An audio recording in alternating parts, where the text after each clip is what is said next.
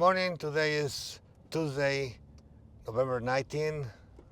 This is our second day working on the project for the UCLA, big family commercial job.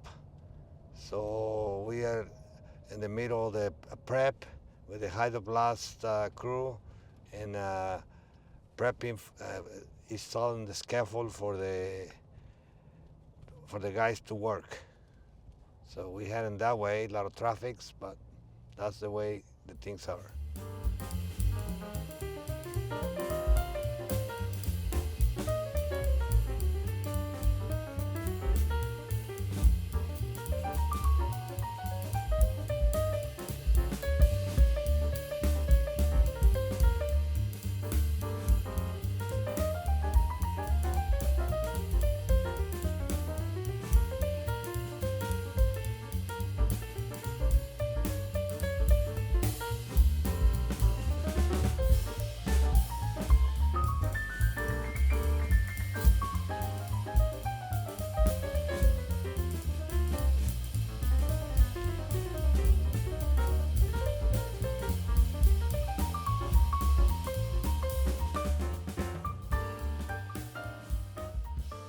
So everything going smooth so far. We start on the scaffold.